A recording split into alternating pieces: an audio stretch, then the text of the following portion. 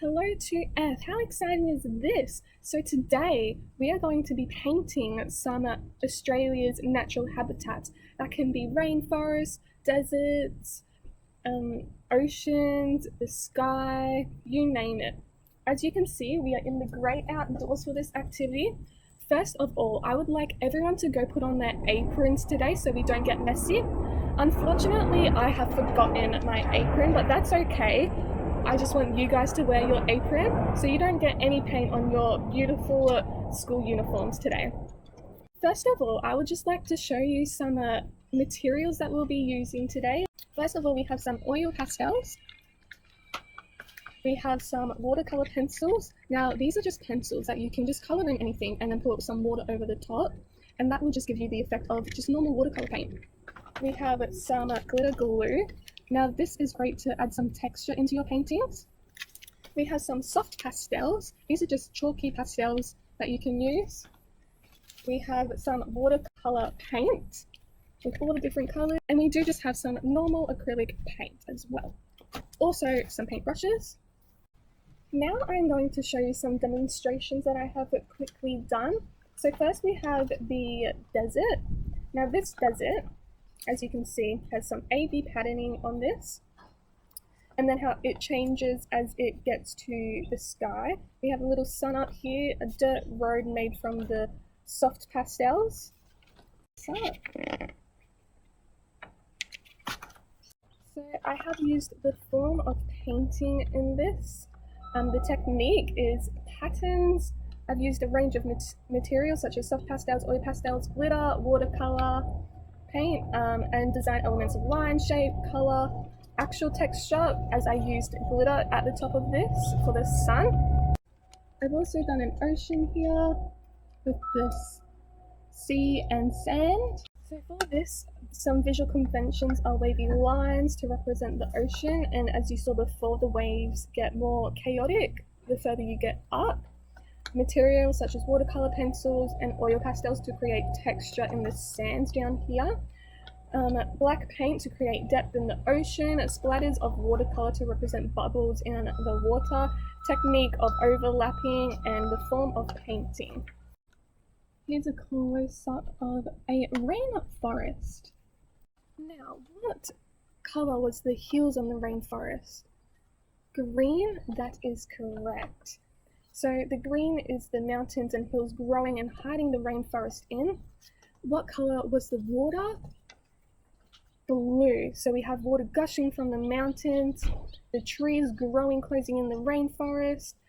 And then what do you think the splatters of paint represent? Rain, that's correct. And I've also created texture in the trees up here. I've used the technique of what? Overlapping, that is correct. Okay, so what do we think the first step is? That's correct, wetting our brush, putting it in the watercolor, so the watercolor activates it, and just swirling it around until we get some color onto our brush. Now, as you can see here, I have the green on my brush, and we are going to create the mountains first. So what we do, we're going to start from the bottom, and the mountains are going to grow all the way up. So I use green because, first of all, whenever I think of the mountains, I think of green. I'm going to color this in with some line technique here. Now, remember, this does not have to be perfect. I do not want yours to look like my painting, as we all have different interpretations. When I think of green, I also think of the nature and how happy it makes me feel. So as you can see, this adds a little bit of texture into our paintings. Now I'm going to quickly do the other side. So our mountain is starting from the bottom and growing all the way up. Remember, we all have our different interpretations. So you could do some straight lines, all up to you. Right, now we're going to clean our brush up, and then I am going to do the water. So here, I'm just going to do two of the blues. We have a dark blue and a light blue. I'm going to start off with mixing those two colors together. Remember, yours does not have to be the same blue as mine. I'm going to start at the bottom. I'm going to do one side at a time. So we're going to start big squiggly lines, kind of following the mountain. And then as we get to the top, I'm going to do thinner strokes to end it. Okay, so mixing the colours together. And then I'm going to start on this side. And you can see that the water is travelling through the rainforest and meeting at the end. Okay, so for this, I am going to get a light blue to fill in the water. And then we can just do dots. Just add some texture into our painting. See how I'm using this brush and just plopping it down.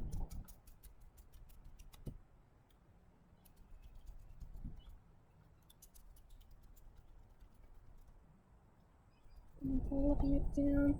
As you can see, this adds texture to our painting. Remember, you can do whatever technique you think best suits this. Okay, so I'm going to clean my brush up again. Now I'm going to get a dark blue. And for this, I want to create little ripples in my gully of water. So for this, I'm just going to use the tip of the brush and create little lines, messy lines, just like this. You can see how that just creates some ripples in the water. And clean off my brush. Now for the trees, we just need to activate the watercolor here. Okay. So, as we know, trees start from little seedlings. So I'm just going to draw a little seedling here. And then the tree's going to grow up and over. Little seedling, up and over. We can overlap some trees. Just use your imagination for this rainforest. Up and over. And then this side, up from a little seedling over. Just going to add some little ones, little trees. As we know, in the rainforest, there can be little trees as well.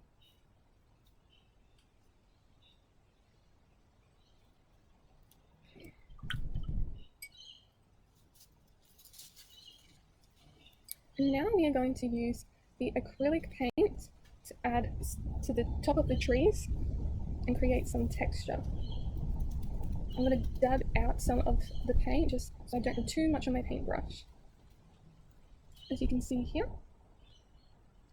So I'm going to just dab, dab, dab, dab.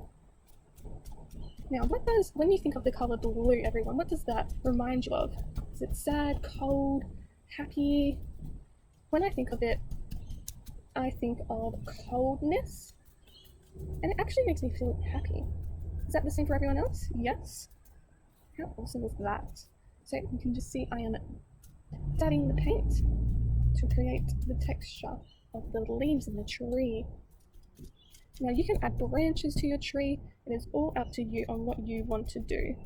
Now we can see that the trees have grown into the rainforest. Okay, this is my favourite part here. What I'm going to do is go back to the blues. Now I think I'm going to actually mix them together. I'm using watercolour for this. And then what I'm going to do is I'm going to tap the end of this brush. As you can see, it is creating little droplets in here, and this is going to be our rain. So tap tap a little bit more, I think. How cool does that look, everyone? Don't you think that looks great? I do too. And there we have it, our rainforest. The hills growing up, the gully rushing from the mountains, the trees hiding in the rainforest, the rain splattering everywhere, raining down from the rainforest. The trees starting from little seedlings and growing up. And there we have it. This is our rainforest. Now you do not have to do the same as me. You can do a desert. I've shown you some techniques that you can use, some squiggles. Well, everyone, how fun was that? I had so much fun with you guys today creating this rainforest and showing you all the different Australian natural habitats that we have. I hope you learnt a lot from this session today. I would like everyone to clap their hands for the amazing job that they had today. I think you all did amazing on this. And remember, we do not have to have the exact replica from your partner next to you or even from me. Thank you everyone and have a great day.